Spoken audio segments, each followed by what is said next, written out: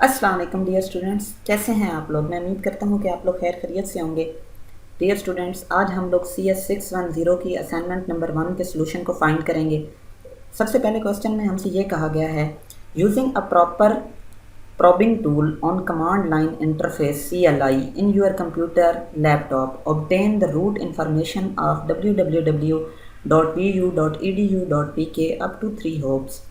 हमसे कहा गया है कि आप लोगों ने कमांड लाइन इंटरफेस का इस्तेमाल करना है अपने कंप्यूटर या लैपटॉप के अंदर, और उसके बाद रूट इंफॉर्मेशन निकालनी है किस चीज़ की, www.vu.edu.pk, ये जो हमारी वेबसाइट है इसकी रूट इंफॉर्मेशन निकालनी है। और कितनी निकालनी है? 3 होप्स तक। ये मैं आपको आगे चलकर बताऊंगा कि ये होप्स क्या चीज़ होती है और बेसिकली हम लोग इसको किस तरह से निकालते हैं। Take the complete screenshot containing the related command and the result.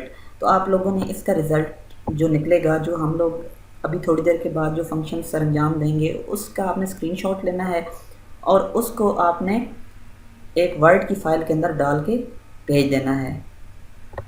तो इसके लिए हम लोग 3 स्टेप्स सर अंजाम देंगे। सबसे पहले आप लोगों ने रन करना है, अपने सर्च बार के अंदर जाकर रन को लिखना है। फिर रन में जाकर हम CMD को लिखेंगे और CMD के अंदर हम लोग जाकर ट्रेस रूट, यहाँ तक ये है कि ट्रेस और ये है रूट। नेक्स्ट जो है वो -H और 3 कि हम लोगों ने कितना जो है वो होप्स मालूम करने हैं, ये -H होप्स के लिए है। और उसके बाद कितने हमने फासला रखना है, 3 होप्स का हमने मालूम करना है। और किस चीज़ के लिए मालूम करना है? www.vu.edu.pk। तो सबसे पहले हम लोग होप्स को जान लेते हैं तो हमें आसानी होगी अपनी असाइनमेंट्स को सॉल्व करने में। तो होप काउंट क्या होता है? बेसिकली हमारे पास सबसे पहले होता है सोर्स नेटवर्क। सोर्स नेटवर्क का एक, जहाँ से सोर्स जो है वो इंफॉर्मेशन को भिजवाता है। उसके बाद होती है डेस्टिनेशन। डेस्टिनेशन वो जगह होती है जहाँ पर हमारे मैसेज ने रिसीव होना होता है। अब क्या होता है कि सोर्स जो नेटवर्क है वो डेस्टिनेशन को जब कोई पैगाम भिजवाता है तो वो क्या करता है कि राउटर्स के थ्रू भिजवाता है। अब अगर आप इस डायग्राम को देखें तो हमारे पास 4 राउटर्स लगे हुए हैं, 1 2 3 और 4। ये 4 राउटर्स लगे हुए हैं जो कि सोर्स नेटवर्क से इंफॉर्मेशन को लेते हैं और डेस्टिनेशन के ऊपर जाकर ड्रॉप कर देते हैं। अब होता क्या है कि ये जो पहला राउटर है ये दूसरे राउटर को जो पैगाम भिजवाता है, तो इसके दरमियान में ये जो फासला है इसको हम लोग एक होप कहते हैं। इसके अलावा R2 से R3 के दरमियान का जो फासला है ये सेकंड होप, और ये हमारी इसी तरह R3 से R4 के दरमियान में हमारी थर्ड होप बन जाएगी। तो इसके बाद आपके सीधा डेस्टिनेशन आ जाती है। तो इसी तरह जो हमने मालूम करनी है अपनी वेबसाइट के लिए, उसके लिए क्या है कि वेबसाइट हमारा डेस्टिनेशन एड्रेस है कि हम लोग डेस्टिनेशन के ऊपर बैठे हैं और हम लोग ये चाहते हैं कि हमसे पहले जो 3 राउटर्स हैं उनके ऊपर, उनके दरमियान में हमने होप काउंट करना है। तो वो किस तरह से करेंगे? इसके लिए हम लोग चलते हैं सीधा CMD स्क्रीन के ऊपर और वहाँ पे जाके इस चीज़ को निकालेंगे। दोस्तों, ये सारे काम करने से पहले मैं आप लोगों को ये बता देना चाहता हूँ कि इससे पहले आप लोगों का जो लैपटॉप या PC है वो इंटरनेट के साथ कनेक्ट होना ज़रूरी है। अगर आपका कंप्यूटर इंटरनेट के साथ कनेक्ट नहीं होगा तो आपके पास ये आंसर नहीं आएगा। तो सबसे पहले आप लोगों ने यहाँ सर्च बार के अंदर लिखना है रन। रन लिखकर आप लोग इंटर दबा देंगे। इसके बाद आप लोगों ने सिंपल यहाँ पे लिखना है CMD।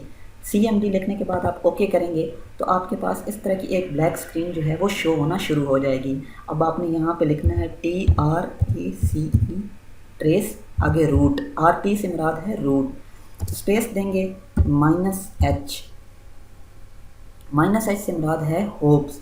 उसके बाद ये है कि कितने मालूम करने हैं, तो 3 का फिगर हम लोग डाल देंगे। इसके बाद हम लोगों ने जो हमारी जो वेबसाइट है उसको हम लोग लिख लेंगे www.vu.edu.pk और उसके बाद आप लोगों ने इंटर प्रेस कर देना है। नेक्स्ट जितने भी काम होंगे ये खुद ब खुद करता जाएगा और आखिर में आकर ये आप लोगों को इसका रिज़ल्ट दिखा देगा। डियर स्टूडेंट्स, ये है आप लोगों का रिज़ल्ट जो इसने आप लोगों को दिखा दिया है। अगर आप यहाँ पर देखें तो इसने 3 जो हैं वो 1, 2 और 3 जो होप्स का जो रिज़ल्ट है वो आप लोगों को शो करवा दिया है www.vu.edu.pk के अगेंस्ट।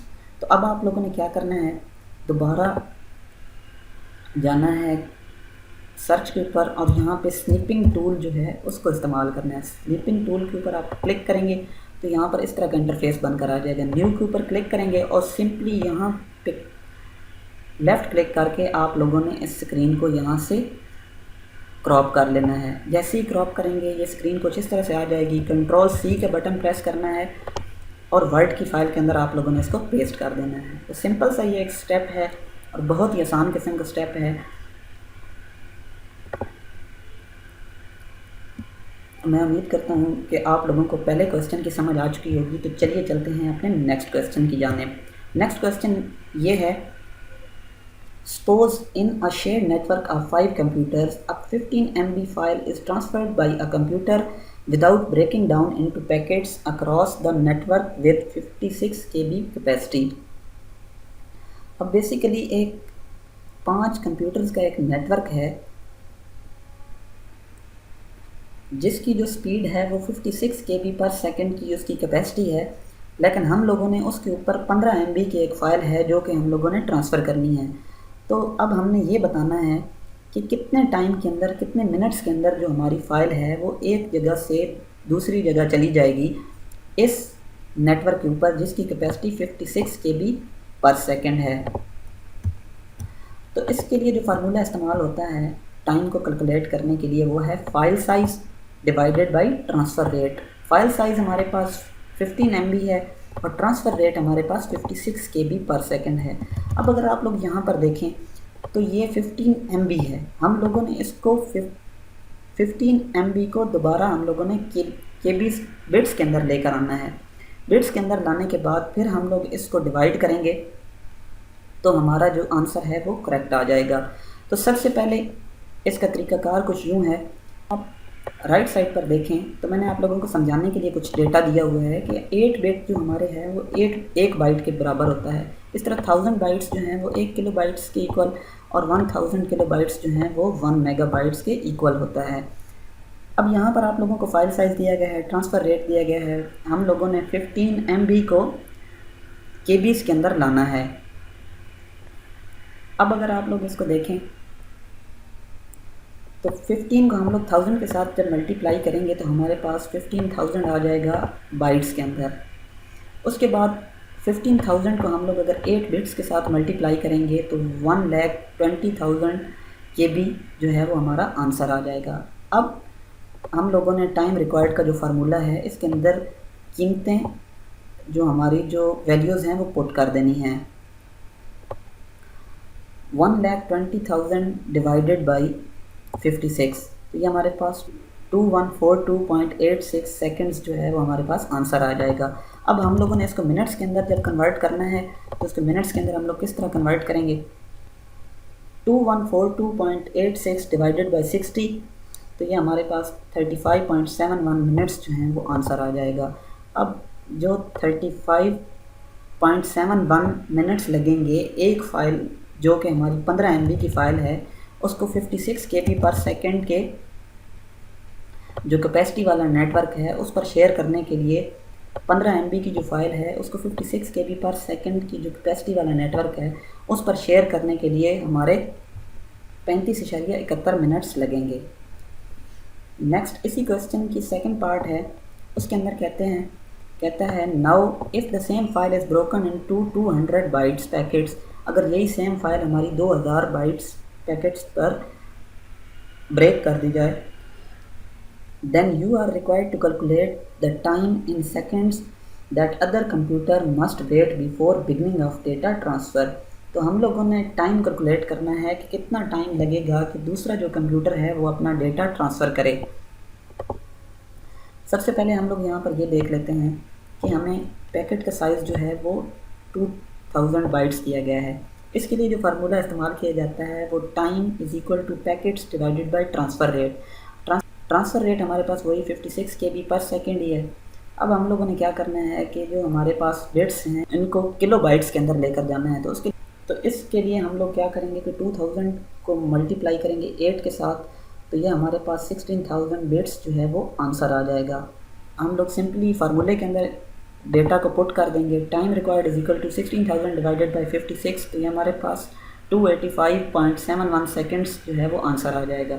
अब इसी को अगर हम लोग मिनट्स के अंदर ट्रांसफ़र करें तो 285.71 डिवाइडेड बाई 60, तो ये हमारे पास 4.76 मिनट्स जो है वो आंसर आ जाएगा।